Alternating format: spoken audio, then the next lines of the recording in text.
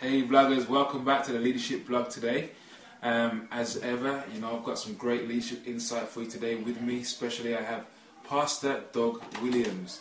It's not very often we speak to a leader, a spiritual leader, so we'll get some leadership insight, in particular some spiritual leadership insight.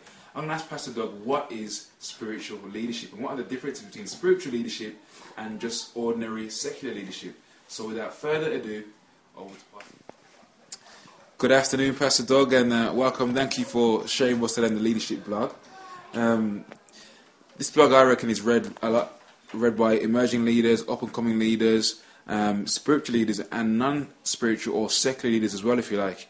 But a lot has been written about, a lot has been said about spiritual leadership. How do you define spiritual leadership? I would define spiritual leadership in terms of the motivation for it and its source of power, being spiritual rather than exclusively intellectual or just mechanical in terms of management. And so a spiritual leader is somebody who, on the basis of their faith convictions, is involved in an enterprise such as developing people, discipling people, growing people, casting vision, church planting, etc. But it's all done in the context of their faith convictions in terms of serving Jesus Christ and the purposes of the kingdom of God. And it's pretty distinct in terms of how we do that.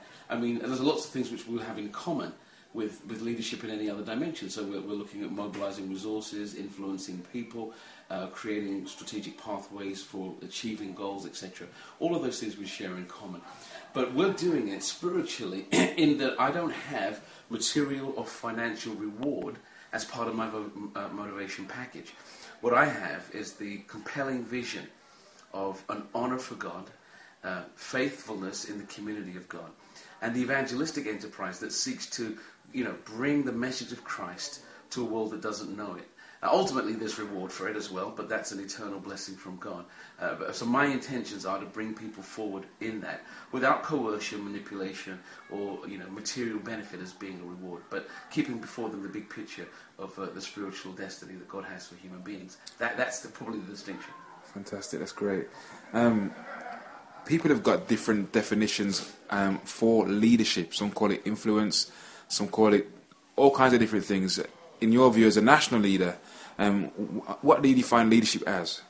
Well, I would define leadership on the basis of influence. I think leadership really is influence, an influential voice that enables us to mobilize resources, motivate people, direct them all towards achieving a corporately embraced vision and a preferred picture for our future. If that can happen, I mean, that would be my heartfelt definition of leadership. And so, but in context, a leader is going to make sure that they keep people focused on the task at hand, they maintain the cohesion, integrity of their team, and they make sure that the individuals within the context of the team are cared for and given the opportunity and scope for development in their own right. So I think those are real challenges for us. Fantastic. And my third and final question for you is on this same subject of leadership, but self-leadership. I think it was Peter Drucker who said recently that self-leadership or self-management is going to be the key quality. The ability to self-manage oneself is the key quality that will affect all businesses and companies in the 21st century. What's your view on that, and what's your view on self-leadership? Well, I think, I'm not sure what Drucker is referring to. I mean, I haven't read his texts on that, but I do understand the concept about self-leadership because it has to do with how the management of myself impinges on the issue of integrity, because integrity for a leader is crucial currency. People follow you on the basis of trust. If there's no integrity, they don't trust you. If they don't trust you, they don't follow you. If they don't follow you, you don't lead anybody. And so the issue of self-motivation or self-management, self-leadership, is maintaining the integrity of what I say I'm about. I can't ask others to do what I haven't done myself. I can't ask others to go where I haven't gone myself. I can't ask others to pay what I'm not prepared to pay myself, whether that's in a spiritual organization or in a non-faith context of leadership. People will be looking for me to say, whatever you're asking others to espouse, to do, to believe, to have a conviction about, is that something that you hold in your own life? There's nothing that destroys the credibility of a leader more than that. That when somebody finds what they're encouraging others to do, they are not managing themselves for, they're not holding themselves accountable for. And as a result of that, people go, I don't trust you. And without that trust, they don't follow. And as I mentioned, without following, nobody leads. So that's, to me, it's the issue of integrity. A leader's integrity is crucial in that regard. And of course, for spiritual leaders and in their thinking, we've got spiritual leaders like King David, who failed horribly at points in his life. So integrity doesn't always mean that you get it right. But it does mean if I get it wrong, I'm willing to put my hand up and go, I did get it wrong, and I have learned these valuable lessons from it, however long it takes me to process that recovery. I mean, people will salute you if that's how you're managing yourself or managing your failure.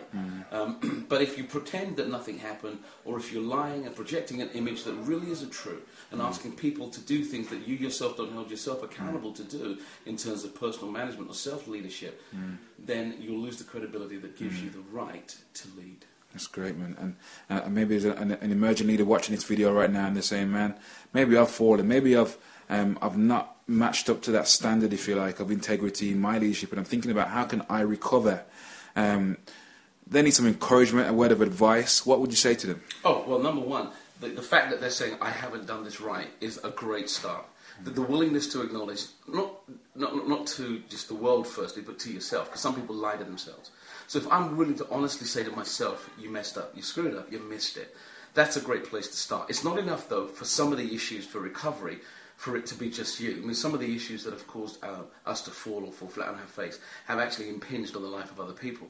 And so it has to go a little bit further than just in the privacy of my own room, I acknowledge my wrong. I may have to get other people in and say, this is what's happened, and it has implications.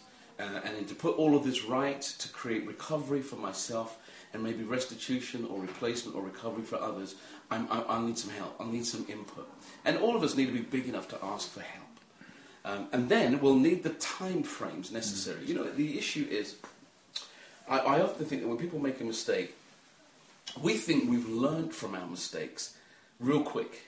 You know, we really do. Several years ago, a friend of mine was telling me the story of his mother, who went out on a very icy day and slipped over.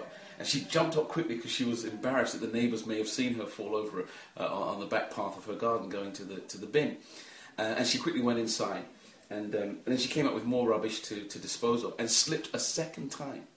So when she actually got to the doctors and got this sorted out, they examined her and they said, actually, it's not just one break that we've found two. And so what had happened is, even in the first occasion, which she thought she'd recovered from very quickly, she actually had damaged herself. And sometimes the internal damage that leaders receive as a result of points of failure or mistake need the time to have that analysed appropriately and healed thoroughly, so that they really have got a story of recovered integrity, not just delaying a secondary mistake. Wow. That's amazing, man. So you need to take the time with that. That's great, man. Pastor Doug, thank you so much for your time and for your wisdom today on the Leadership Blog. And we wish you all the best in your endeavours and for church life. Hey, thank you. It's great to be with you. God bless you. Bye-bye.